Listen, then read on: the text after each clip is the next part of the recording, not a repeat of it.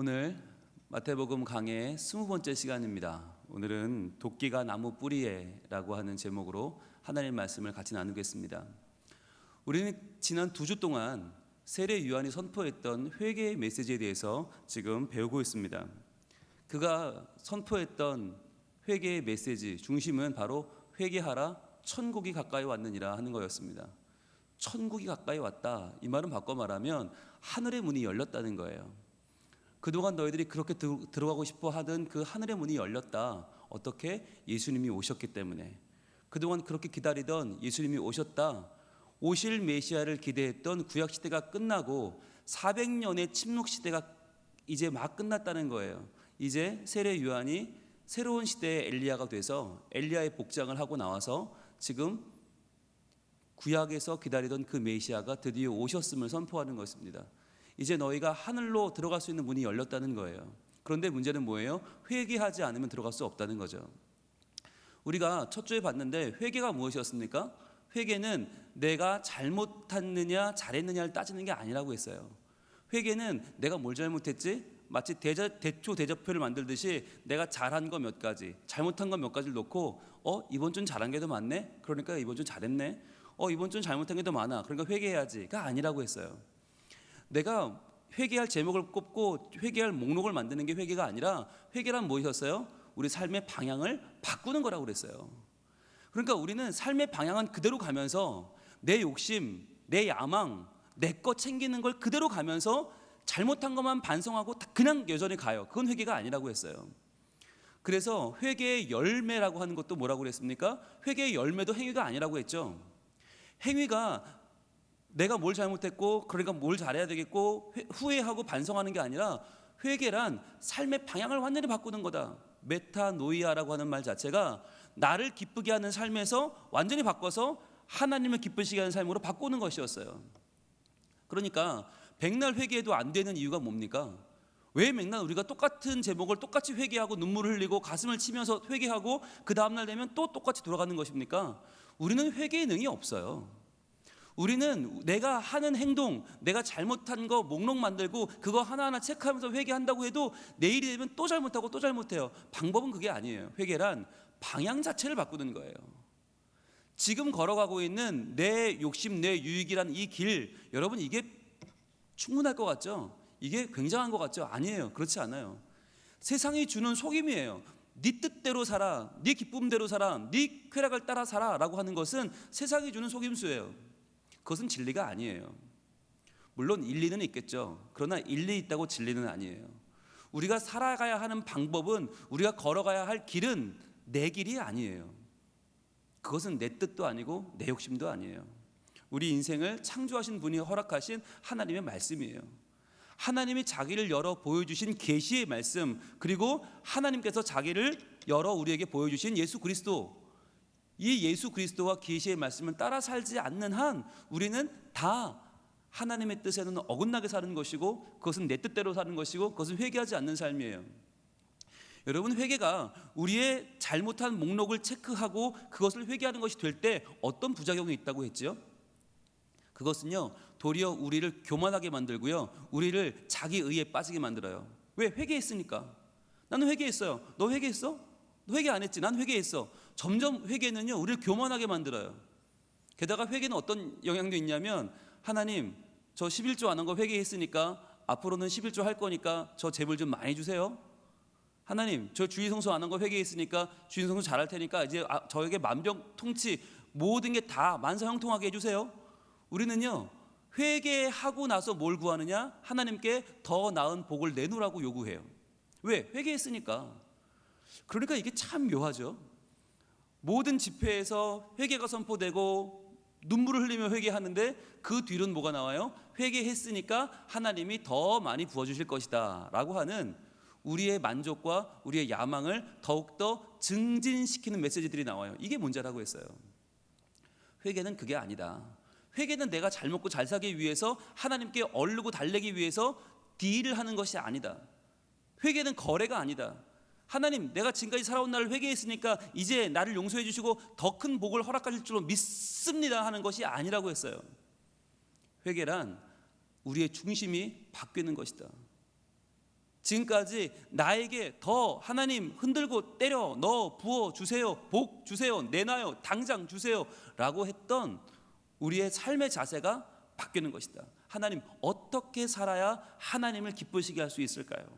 로 바뀌는 것이죠. 하나님 제가 어떻게 예배해야 하나님 기뻐하시겠습니까? 어떻게 내 가정생활을 살아가야 하나님 저를 통해 우리 자녀를 통해 하나님 영광 받으시겠습니까? 라고 묻는 것이 회개라고 했어요. 그래서 회개는요, 항상 회개의 열매는 복수가 아니라고 했죠. 단수라고 했어요.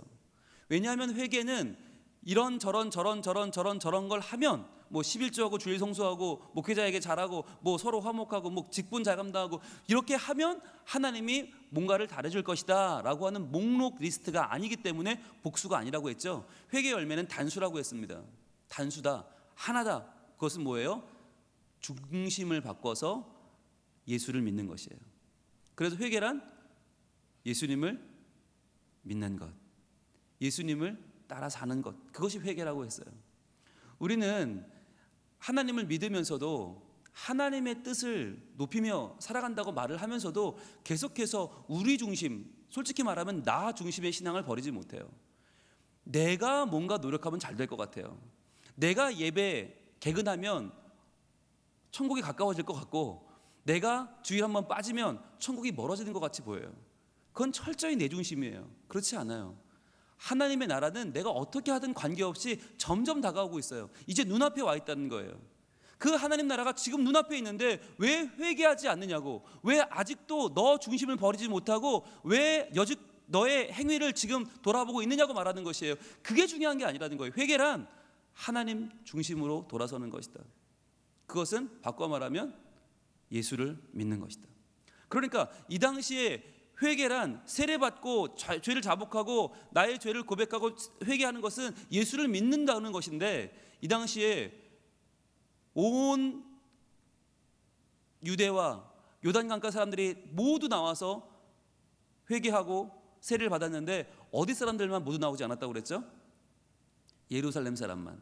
왜? 예루살렘에 있는 종교인들, 그 당시 가장 깨끗하다는, 가장 종교적으로 완벽하다고 하는 바리새인들과 사두개인들은 나오지 않았어요. 왜? 그들은 구경만 했어요. 세례는 안 받았어요. 죄를 자복도 안 했어요. 왜? 자복할 죄가 없는데? 그들은 완벽한데요? 율법을 다 지켰는데요? 그러니까 바리새인과 사두개인들의 특징이 그러고 그랬죠. 바리새인은 우리는 율법을 다 지켰으니까 행위 완전하다, 우린 죄가 없다. 사두개인들은 우리는 제사를 매번 의식을 잘 지켰으니까, 예배를 다 드려서 제사를 드렸으니까 죄가 씻겨나가서 우리는 죄가 없다. 둘의 상당히 차이점이 많지만 공통점이 뭐냐? 우리는 완벽하다예요. 우리는 예수가 필요 없다. 우리는 메시아가 필요 없다. 그러니까 구약이 그렇게 증거한 메시아가 오실 것이다, 오신다. 세례 요한이 지금 오셨다 하고 있는데도 그들은 그게 뭐라고 하는 거예요. 나는 완벽한데? 나는 하나님 필요 없어요. 나는 예수님 필요 없어요. 나는 구원 필요 없어요. 난 이미 행위 완전해요 라고 말하는 사람들이 이 둘이라고 했어요. 바리새인과 서기관들. 그래서 이들에게 세례 요한이 지난주에 뭐라고 했죠? 야이 독사의 자식들아 그랬죠. 독사란 뱀 아닙니까? 뱀. 옛뱀은 사탄이에요. 사탄의 자식들아 그랬어요. 아니, 종교 지도자고 율법을 다 지키고 모든 예배를 다 드리는데 왜 그들이 독사의 자식이죠? 예수를 믿지 않았기 때문이에요. 성경이 증거하는 하나님의 본체이신 예수 그리스도를 믿지 않으면 결국 그는 사탄의 자식인 거예요. 예수 믿지 않으면 그는 자기 행위로는 아무것도 될 수 없음을 모르고 자기 행위에만 매달려서 내 행위로 구원받으려고 발버둥을 치다가 결국 지옥불에 떨어질 죄인이란 말이에요. 그래서 독사의 자식들아 라고 아주 끔찍한 소리를 외쳤죠. 자, 그들에게 그래서 뭘 맺으라고 그랬어요? 회개에 합당한 열매를 맺으라고 그랬어요. 그 열매가 바로 예수님을 믿는 것이라고 했죠. 빨리 죄인임을 인정해라, 그리고 예수를 믿어라 라고 하는 말이었어요. 오늘 9절은 그 바리새인과 사두개인들에게 외치는 그 세례 요한의 외침이 이렇게 이어집니다. 오늘 본문 마태복음 3장 9절입니다. 같이 읽습니다. 속으로 아브라함이 우리 조상이라고 생각하지 말라. 내가 너희에게 이르노니 하나님이 능히 이 돌들로도 아브라함의 자손이 되게 하시리라. 아멘. 자, 그들의 마음을 읽은 거죠. 그들은 속으로 뭔 생각하고 있었어요? 아브라함이 우리 조상이다. 그런데 이 말의 원어를 보면 조금 다른데 뭐라고 원어는 되어 있냐면 아브라함을 우리 조상으로 소유했다고 생각하지 말라. 소유라는 개념이 나와요. 소유. 왜 그럴까요? 여러분, 이들은요 믿음을 소유했다고 생각했어요. 내가 믿음을 가졌다라고 생각했어요. 그래서 당당했어요. 왜? 내가 믿음을 가졌으니까. 믿음을 가졌기 때문에 우리는 회개할 필요도 없고 죄를 자복할 필요도 없고 세례받을 필요도 없다라고 생각했어요. 믿음을 가졌기 때문에. 그런데 여러분, 이게 맞습니까? 굉장히 어리석은 생각입니다. 여러분, 이들은 여전히 자기중심적으로 생각을 하는 거예요. 내가 믿음을 가졌다, 내가 신앙을 가졌다, 내가 하나님을 가졌다. 근데 여러분, 이게 맞는 말이에요? 그렇지 않습니다. 여러분, 우리가 신앙을 가진 게 아니라, 내가 신앙을 갖고 교회에 나오게 된 게 아니라 신앙이 나를 가진 거예요. 신앙이 나를 가졌기 때문에 내가 교회에 나온 거고 신앙생활을 하는 것이지, 내가 신앙을 가진 게 아니에요. 어떻게 가져요? 나 같은 작은 존재가 어떻게 하나님을 가져요? 하나님이 나를 가진 거죠. 하나님이 나를 가졌기 때문에 내가 여기 와 있는 겁니다. 내가 여호와 이름을 불러서 구원받은 게 아니라 하나님이 나를 불러주신 거예요. 이 누가 중심이냐를 모르면 계속적으로 바리새인과 사두개인들처럼 자기의 행위를 중심으로 생각해서 착각하게 되고 내 행위를 돌아보며 회개하게 되는 이 인간적인 신앙생활을 버릴 수가 없는 것이에요. 그러면서 기도할 때 뭘 기도해요? 하나님, 회개했으니까 이제 복 주실 차례죠? 알고 계시죠? 복 주셔야죠? 빨리 주세요. 그거밖에 할 게 없는 거예요. 그건 기도가 아니에요. 그건 신앙도 아니에요. 내가 신앙을 갖는 게 아니라 신앙이 나를 갖는 거예요. 마찬가지로 성령 충만도, 성령 충만이 어떻게 하는 거죠? 내 안에 성령을 가득 부어서 쭉쭉쭉쭉쭉 차오르다가 여기까지 차오르면 이게 성령 충만입니까? 아니요. 내 안에 성령을 붓는 게 아니에요. 뭐예요? 나를 성령님께 부어드리는 거예요. 내 삶을 온전히 성령님께 부어드려서 성령님께서 원하시는 대로 내 마음과 몸과 뜻을 마음껏 사용하시는 거, 내 물질과 내 시간과 내 의지까지 마음껏 성령님 뜻대로 사용하시는 게 성령 충만이에요. 그러니까 우리는 이 누가 주체냐 하는 이 문제에서 결단을 할 필요가 있어요. 신앙생활을 내가 하느냐, 하나님이 하느냐. 내가 신앙을 갖느냐, 신앙이 나를 갖느냐. 이 차이는 단순해 보이지만 어마어마하게 큰 차이예요. 여러분, 우리가 하나님을 믿는다고 할 때, 하나님이 우리를 소유한다고 할 때, 우리는 그 말을 들으면 무슨 걱정이 되냐면, 그러면 하나님이 내가 원하지 않는 거 시키면 어떡하지? 라고 하는, 그렇죠? 아니, 내가 원하는 것대로 살아도 다 안 되는데, 내가 내 기분 맞추자고 살아도 내 기분대로 안 되는데, 그나마 내가 안 되는 삶을 하나님 위주로 살아버리면 내가 그때부터는 하기 싫은 것만 해야 되는 거 아닌가? 하나님이 날 부려먹으면 어떡하지? 오냐, 너 한번 잘 걸렸다. 너 한번 일로 와. 내가 너를 한번 마음껏 내가 써먹어 줄게. 이러시면 어떡하지? 여러분, 근데 그런 걱정 하실 필요가 없어요. 왜죠? 하나님이 나를 지으신 분이고 하나님이 나를 아세요. 하나님이 내 마음을 아세요. 그러니까 내가 뭘 원하는지, 내가 뭘 할 때 기쁨을 누리는지 하나님이 누구보다 잘 아세요. 누구보다 아실까요? 나보다 더 잘 아세요.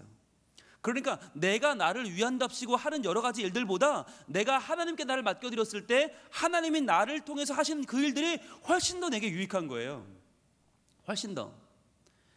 제가 신학을 하기로 결심했을 때 많은 분들이 저한테 그런 주의점을 말씀해 주셨습니다. 저희 교회 많은 분들이 저한테 융이야, 네가 교회를 잘 다니는 건 좋은데 신학을 결심하는 건 좀 고민해 보지 그래. 왜요? 네가 신학을 하게 되면 너는 매일 굶을 것이고 눈물이 너의 양식이 될 것이며 하루 한 끼 라면으로 너를 때워야 될 것이며 너는 아무것도 하고 싶은 걸 하지 못하며 이제부터 너는 하나님의 말씀만 가지고 살아야 되는, 정말 이슬만 먹고 사는 광야의 세례 요한처럼 될 것이며, 너무 많은 사람이 겁을 줬어요. 그래서 그런가? 그런데요, 장신대를 가고 신학을 시작했는데 안 그렇던데요?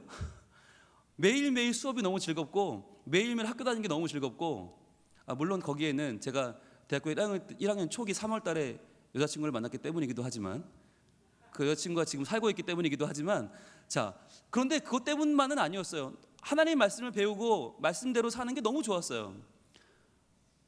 제가 교회학교 교사를 하면서, 아동부 교사를 하면서 중고등부 교사 경건에 찬양 인도를 했어요. 그러면서 청년부 조장을 하면서 청년부 임원을 하면서 청년부의 회지를 만들었어요. 그러니까 일주일 내내 저는 교회로 출근을 하다시피 했어요. 그러니까 일주일 내내 학교에서 수업받고 수업 끝나면 교회 가서 거의 살다시피 한 거예요. 그런데 그렇게 살면서 저는 하루도 불행하다고 생각해 본 적이 없어요. 그러던 어느 날 목회를 하다가 목사 안수를 받게 됩니다. 근데 목사 안수를 받으러 제가 이제 노회에 면접을 하러 갔거든요. 그랬더니 목사님들이 하나같이 저를 이렇게 인상을 이렇게 쓰면서 보시더니 홍전도사 목사가 될 각오는 되어 있나 그러시는 거예요. 그래서 내가 되었으니까 왔죠. 그래서 예 됐죠. 그랬더니 그럴 리가 없어. 다시 한번 생각해봐. 자네 꼭 이 길을 가려나 그러시면서 마치 목사가 되면 당장 내가 무슨 막대한 손해를 보는 것처럼 말씀을 하시는 거예요. 그러면서 주변 사람들이 다, 주변 모든 분들이 다 목사가 되면 그때부터는 힘들 거고 괴로울 거고, 마치 하나님이 당장 저를 저 아프리카에 선교사로 보내셔서 거기서 머리 뽀글뽀글한 사람과 결혼을 해서 정말 그 모르는 사람들 맨날 그 밥 해주고 빨래 해주고 복음 전하다 거기서 죽어라 뭐 이런 분위기처럼 말씀을 하시는 거예요. 그래서 제가 하나님 그런 분이 아닌 것 같은데, 제가 아는 하나님은. 그래서 저는 하나님을 믿고 목사 안수를 받았습니다. 자, 목사 안수 받고 지금 어떻게 살고 있을까요? 하기 싫은 설교를 하면서 정말 저하고는 맞지 않는 강의를 하면서 정말 제가 만나기 싫은 사람들을 억지로 만나면서 제가 정말 참을 수 없는 예배를 드리며 살고 있을까요? 아니면 저의 취미이자 특기가 설교 준비하는 거고 설교하는 거고 사람 만나서 함께 하나님 이야기하는 거고 신앙의 이야기를 나누고 그 이야기 가운데 하나님의 뜻을 찾는 거고, 그러면서 그 영혼이 변화되는 걸 보고 매일 기쁘고 매일 행복하고, 어떤 말씀을 전하면 좋을까? 하나님이 어떤 말씀을 주시나? 어떻게 말씀을 전하면 하나님 말씀대로 전할 수 있을까를 고민하면서 즐겁고 행복하게 살고 있을까요? 네, 여러분 저를 보시면 아시죠? 네, 매일매일 괴로운 사람이 이런 얼굴이 나올 수가 없죠. 저는요 정말 누구를 만나도 저는 100% 고백할 수 있어요. 하나님은 내가 제 인생을 하나님께 드렸을 때 하나님은 한 번도 제가 가기 싫은 길로, 한 번도 제가 갈 수 없는 길로 저를 몰아붙이신 적이 없어요. 한 번도 저는 그 길을 생각지도 못했는데 하나님 정말 이 길은 아니잖아요 라고 해본 적이 한 번도 없어요. 하나님은 오히려 제가 정말 상상도 못하던 훨씬 더 좋은 길로, 한 번도 저는 계획조차 할 수 없었던 놀라운 길로 하나님 저를 인도하셨어요. 항상 그 길은 저한테는 반드시 필요한 길이었고 꼭 가야만 하는 길이었고 저에게는 정말 축복의 길이었어요. 저는 하나님께 제 인생을 드리고 하루도 후회해 본 적이 없어요. 여러분 제발 세상이 주는 꼬드김에 넘어가지 마세요. 야, 네 맘대로 살아, 네 뜻대로 살아, 네 계획대로 살아, 네 생각대로 살아 라고 하는 이 가장 어리석은 충고에 넘어가지 마세요. 만약 제가 제 뜻대로 살았다면, 제 욕심대로 살았다면, 제 꿈대로 살았다면 저는 지금 누리고 있는 건 아무것도 누리지 못하고 지금 하고 있는 사역을 아무것도 못했을 거예요. 한 번도 꿈꿔본 적이 없으니까.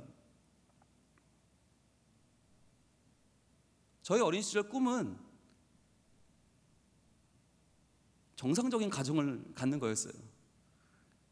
그냥 아침 되면 양복 입고 가방 들고 여보 다녀올게요, 얘들아 아빠 출근한다, 이거 하고 나가는 게 꿈이었어요.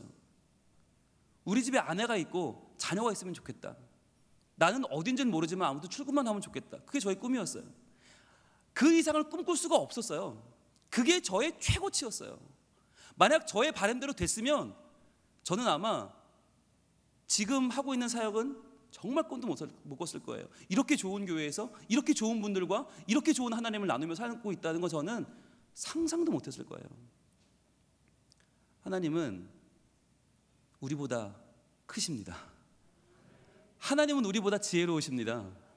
하나님은 우리보다 완전하십니다.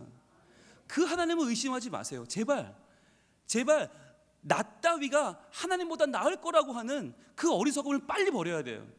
그걸 빨리 버리고 하나님 앞에 나가서 하나님 어떻게 하면 제 삶을 통해 하나님의 영광을 드러낼 수 있을까요? 하나님 어떻게 하면 저를 통해 하나님의 이름이 만천하에 증거될 수 있을까요? 어떻게 하면 하나님 저를 통해 예수의 이름의 깃발이 꽂히는 놀라운 일이 벌어질 수 있을까요? 이렇게 기도하면요 하나님 분명히 우리의 삶을 통하여 역사하실 것입니다. 분명히 우리를 통하여 하나님의 놀라운 계획과 하나님의 섭리를 우리 삶 가운데 나타내 보여주실 것입니다. 우리의 직장 생활은 이전과는 달라질 것입니다. 우리의 가정 생활도 이전과는 달라질 것입니다. 우리의 꿈도, 우리의 소망도, 우리의 비전도, 우리의 인생도, 우리의 결말도 우리의 수준과는 달라질 것입니다. 여러분, 이것을 믿으셔야 돼요. 많은 분들이 하나님이 얼마나 좋은 분인지 몰라요. 하나님이 얼마나 크신 분인지 몰라요. 하나님이 얼마나 완전한 분이신지 몰라요. 그러니까 하나님보다 내가 낫다고 생각하는 거예요. 하나님보다 내 생각이 더 옳다고 생각하는 거예요. 그러니까 하나님의 뜻을 묻지 않아요. 하나님 말씀을 펴다 보지 않아요. 어떻게 해요? 그냥 무조건 내 바람을 외쳐요. 안 되니까 더 크게 외쳐요. 안 되니까 밤새고 외쳐요. 안 되니까 굶어가며 외쳐요. 안 되니까 기도원 가서 40일씩 굶어가며 외쳐요. 그러나 내가 아무리 열심히 구해도요, 아무리 목이 터져라 구해도요, 그래서 응답받는 거 아니에요. 예수님 이름으로 기도하니까 응답받는 거예요. 예수 그리스도라고 하는 마스터키가 있습니다. 그 키 외에는 세상을 열 수 없습니다. 아무리 크고 아무리 귀하고 아무리 번쩍번쩍하는 키라도 세상의 문은 열리지 않습니다. 오직 예수 그리스도, 그분을 의지하는 것만이 우리 인생의 열쇠인 줄 믿습니다. 그래서요, 우리 주님은 골로새서 3장 15절에서 이렇게 말씀하세요. 너희의 주장대로 살면 안 돼, 너희의 생각대로 살면 안 돼, 이렇게 말씀하세요. 같이 읽습니다. 골로새서 3장 15절. 그리스도의 평강이 너희 마음을 주장하게 하라. 너희는 평강을 위하여 한 몸으로 부르심을 받았나니 너희는 또한 감사하는 자가 되라. 이게 하나님의 뜻이에요. 그리스도의 평강, 우리에겐 없는 평강, 우리에겐 불안함만 있고, 우리에겐 조급함만 있고, 우리에겐 두려움만 있어요. 왜? 모르니까. 내 삶도 모르고 세상도 모르고 인생도 모르니까 계속 모르는 미래 가운데 불안에 떨고 있는 우리의 마음을 내려놓고 그리스도의 평강, 그분의 완전하심, 나를 아시고 나를 인도하시는 그분의 평강이 너희 마음을 주장하게 하라는 것입니다. 이것이 인생의 비결이에요. 너희는 평강을 위하여 한 몸으로 부르심을 받았다. 한 몸이라는 거예요. 그리스도 안에 한 몸.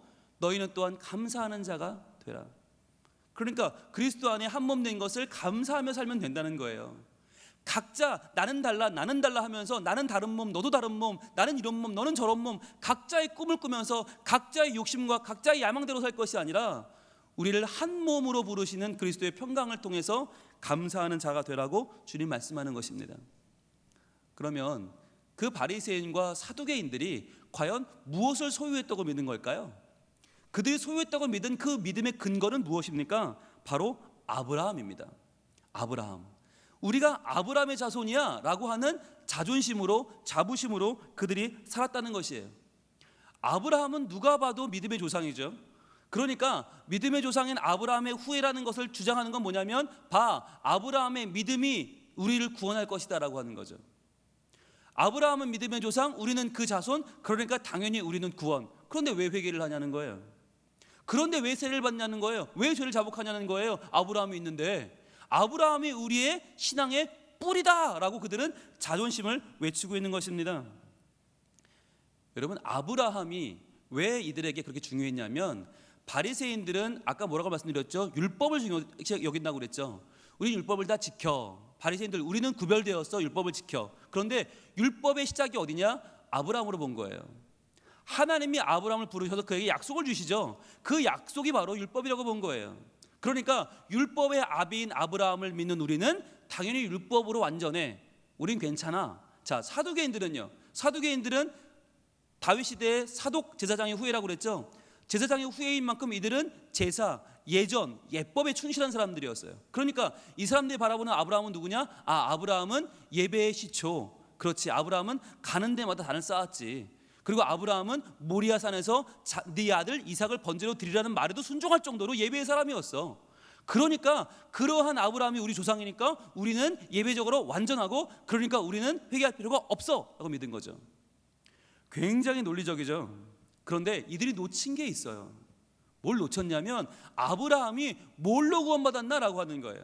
과연 아브라함이 행위로 구원을 받은 것이냐, 아니면 아브라함이 누구를 믿었냐, 누구를 의지했냐고 하는 것이에요. 여러분, 아브라함이 받았던 언약의 핵심은 창세기 12장으로 갑니다. 창세기 12장 3절입니다. 창세기 12장 3절, 이 말씀이 아브라함이 받았던 하나님의 언약의 핵심입니다. 같이 읽을까요? 시작. 너를 축복하는 자에게는 내가 복을 내리고 너를 저주하는 자에게는 내가 저주하리니 땅의 모든 족속이 너로 말미암아 복을 얻을 것이라 하신지라. 아멘. 자, 이 언약의 핵심이 뭐냐면 땅의 모든 족속이 너로 말미암아 복을 얻는다는 거예요. 그런데 여러분, 한 족속이면 모를까, 두 족속, 세 족속, 여러 족속이면 모를까, 땅의 모든 족속이 너로 말미암아 다 복을 받으려면 어떻게 해야 돼요? 아니, 돈이 얼마나 많아야 그걸 할 수 있어요? 아니, 왕이 되어 다스린다고 해도 얼마나 잘 다스려야 땅의 모든 족속이 다 아브라함으로 말미암아 복을 받냐고요? 이게 아브라함 때에는 불가능한 약속입니다. 아브라함 때는 이루어지지도 않을 뿐더러 불가능한 약속입니다. 이 약속이 어떻게 더 구체화되냐면 그 아들 이삭에게 더 구체화되는데, 그것이 바로 창세기 26장 4절입니다. 창세기 26장 4절에서 하나님은 이삭에게 다시 한번 아브라함에게 주었던 그 언약을 조금 더 자세하게 주십니다. 그것은 바로 내 자손에 관한 것입니다. 같이 읽어볼까요? 내 자손을 하늘의 별과 같이 번성하게 하며 이 모든 땅을 내 자손에게 주리니 내 자손으로 말미암아 천하 만민이 복을 받으리라. 아멘. 그랬어요. 자, 조금 더 명확해졌어요. 내 자손으로 말미암아 천하 만민이 복을 받으리라 했어요. 그렇다면 아브라함의 자손, 이삭의 자손 중에서 천하 만민이 복을 받는 그 자손이 나온다는 건데, 그게 누굴까? 과연 어떻게 하면 천하 만민이 복을 받을 수 있을까? 과연 이 복은 뭘까? 이게 물질의 부일까요? 건강일까요? 명예일까요? 성공일까요? 자, 이 자손이 누구냐 하는 문제를 신약 성경이 정확하게 주의하고 있습니다. 바로 갈라디아서 3장 16절입니다. 갈라디아서 3장 16절이 이 말씀을 내 자손이 누군지를 풀어주는데 이렇게 합니다. 이렇게 말씀합니다. 이 약속들은 아브라함과 그 자손에게 말씀하신 것인데 여럿을 가르쳐 그 자손들이라 아니하시고 오직 한 사람을 가리켜 내 자손이라 하셨으니 곧 그리스도라, 이거예요. 하나님께서 아브라함에게 내 자손들이라고 하지 않고 내 자손으로 말미암아 천하 만민이 복을 받으리라고 하셨던 그 한 명, 그 내 자손이 누구냐면 바로 그리스도다라고 신약에 정확히 밝혀주는 것이에요. 그러니까 이 말씀에 근거하면 아브라함이 하나님 앞에 의인으로 복을 받게 된 계기가 뭐냐? 바로 후대에 올 내 자손, 천하 만민의 복을 줄 내 자손 예수 그리스도를 아브라함이 믿었다는 거예요. 그래서 아브라함도 이삭도 다른 것으로 말미암아서가 아니라 그들의 행위나 그들의 율법이나 그들의 제사 때문이 아니라 바로 후대에 오실 내 자손 예수 그리스도가 만천하의 복을 미칠 구세주라는 사실을 믿었기 때문이라는 겁니다. 그러니까 그들은 지금 그들이 믿는, 그들이 신앙하는, 그들이 그렇게 신뢰하는 아브라함이 예수 그리스도를 믿어 구원받았다는 사실을 놓치고 있는 거예요. 그러니까 가장 중요한 건 놓치고 아브라함의 언약만 붙잡고 아브라함의 제사만 붙잡고 그들은 지금 목이 굳어서 빳빳하게 아브라함이 우리 조상입니다 하고 있는 거예요. 아브라함을 소유했습니다 라고 말하고 있는 것이에요. 이런 사람들에게 오늘 정확하게 그 자손이 예수 그리스도라고 해석하고 있는 갈라디아서는 이렇게 말씀합니다. 갈라디아서 3장 29절입니다. 갈라디아서 3장 29절 시작. 너희가 그리스도의 것이면 곧 아브라함의 자손이요 약속대로 유업을 이룰 자이니라. 자, 그러니까 아브라함의 자손이 누구라는 거예요? 그리스도의 것이라고 하는 것이에요. 바꿔 말하면 너희가 그리스도의 것이 아니면, 너희가 회개하여 그분 앞에서 너희의 삶의 중심을 바꿔서 이제부터는 내가 예수님을 믿겠습니다 라고 그리스도의 것이 되지 않으면 너희는 아브라함의 자손도 아니고 유업을 이룰 자도 아니라는 거예요. 이게 성경의 정확한 말씀이에요. 그래서 지금 바리새인과 사두개인들은 전혀 잘못된 신앙을 가지고 있는 거죠. 아브라함만 믿으면 되는 줄 알았어요. 아브라함만 붙잡으면 되는 줄 알았어요. 아니요, 성경은 선을 명확하게 긋습니다. 성경은요 아브라함에 관한 책이 아닙니다. 우리는 아브라함의 믿음을 보라, 아브라함의 대단한 믿음, 와 아들도 아끼지 않은 아브라함의 믿음을 보라, 자꾸 아브라함을 추앙하고 높이지만 아니, 성경은 정확하게 말씀하고 있어요. 아니, 아브라함은 그가 믿은 그리스도로 말미암아 구원받았다. 아브라함이 귀한 게 아니라 그의 믿음과 그리스도가 중요하다라고 성경은 정확하게 말씀하고 있는 것이에요. 그러니까 그리스도의 것이 아니면 아브라함의 자손도 아니고 그 유업도 아니다라고 확실하게 말씀하고 있는 것입니다. 그러니까 지금 바리새인과 사두개인들은 결정을 해야 되는 거예요. 계속해서 아브라함 찾다가 지옥불에 떨어지든지, 아니면 회개하고 삶의 방향을 바꿔서 그리스도를 믿고 예수님 믿고 구원을 받든지 결정하라는 거예요. 그 외침이 이렇게 이어집니다. 오늘 말씀 마태복음 3장 10절입니다. 오늘 본문 같이 읽습니다. 시작. 이미 도끼가 나무 뿌리에 놓였으니 좋은 열매를 맺지 아니하는 나무마다 찍혀 불에 던져지리라. 자, 이미 도끼가 나무 뿌리에 놓였다. 도끼는 뭐죠? 심판입니다. 여러분, 하나님 나라는 종말은 어떻게 옵니까? 항상 종말은 두 가지로 오는데 그것은 심판과 구원입니다. 종말은 구원만 오지도 않고 심판만 오지도 않습니다. 심판만 오지도 않고 구원도 오지도 않습니다. 함께 옵니다. 항상 하나님 나라는 우리 앞에 놓여 있습니다. 그러나 그것을 믿고 회개하여 삶의 중심을 바꾸어 그리스도의 것이 되면 그것은 구원이지만, 반면에 그것을 거부하고 내가 하나님 따라 살기를 거부하고 계속해서 내가 믿겠다고 하고 내 행위를 주장하면 그때부터는 뭐가 되는 거예요? 그때부터는 우리는 심판의 대상이 되는 거예요. 도끼가 나무 뿌리에 놓였다. 나무는 우리들입니다. 뿌리는 우리가 믿는 믿음의 근거입니다. 우리가 믿는 믿음의 근거가 무엇이냐? 바로 그 근거 위에 도끼자루가 지금 녹달이 와 있다는 거예요. 지금 이것은 이 시제는 현재예요. 지금 현재 진행형으로 지금 날아가고 있는 중이에요.